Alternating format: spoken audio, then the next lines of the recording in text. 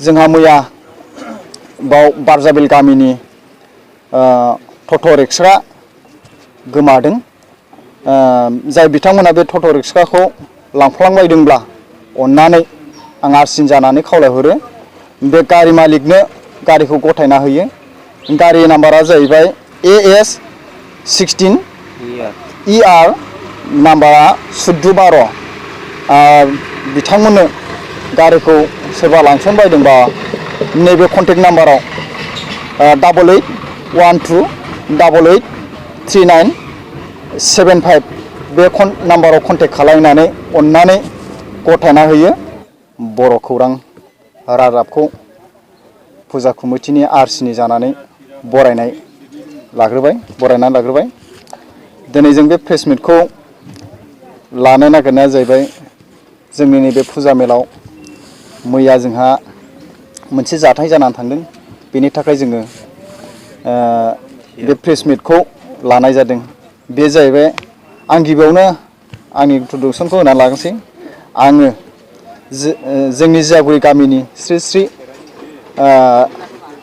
राज पुर्निमा मेला कमिटिनि कनभेनर जानानै बेखौनो खावलायहरनो सानोदि जोंहा मैया बाव बारजाबिल गामिनि टट' रिक्सा गोमादों।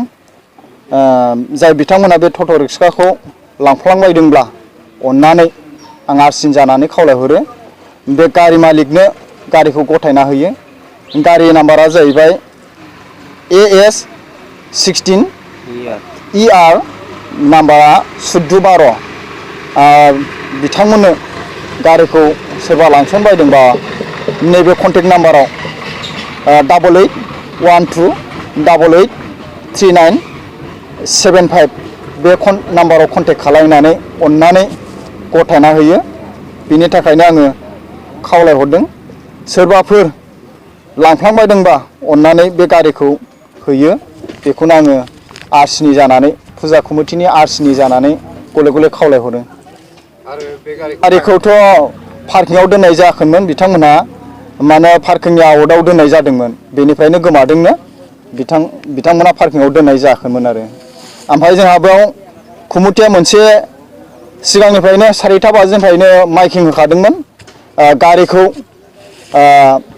पार्किंआव सोनानै दोनजोबनो जानला मोनला दोननो मोननाय नङा। आरो पार्किंनि साराव दोननानै गोमायोब्ला कमिटिनि जेबो दायथ' गैया होननानै जोङो सिगांनो एनाउन्स होनानै दोनखानाय जादोंमोन। आरो बे मेलाखौ जोङो ओरैनो सानथामनि थाखाय लानाय जादों। मैया गिबि खेब थांबाय। मैया 8 थारिख, दिनै 9 थारिख आरो 10 थारिख जों 10 थारिखआव जोबहैगोन आरो जों सानथामनि थाखाय बे हाबाफारिखौ लानाय जादों। रायजो राजानि थाखाय जों बेखौनो खावलायहरनो सानदों सोरबाफोर मेलायाव फैनो गोसो दंब्ला एबा बाहागो लाफैनो दंबा मेलायाव फैनो हागोन। आरो जोंहा मोनाबिलि हारिमु बादायलायनाय सोलिदों, मैयाबो एसे सोलिदों आरो दिनै सोलिगोन। आरो बे बादायलायनायाव मोनाबिलि हारिमु बादायलायनायाव जाय देरहागोन बिथांमोननो जोङो एसेबाबो प्राइज हरनायनि खोथा दं, बेखौ मोनलांनो हागोन आरो। बेनि थाखाय जोङो बे प्रेस मिटनि गेजेरजों खावलायहरनाय थाबाय। जों टट' गोमानायनि सायाव जों बेखौनो राहा लागोन दि बिथांमोना बबेबा सालायनानै एबा जोङो जिखुनु मानसिया नुफुंनानै जोंनिसिम खबर फैयोब्ला जों बाव गोख्रों एक्सन लानाय जागोन। बेखौ जोङो गोख्रों एक्सन लानानै बिनि साजाखौ होनाय जागोन।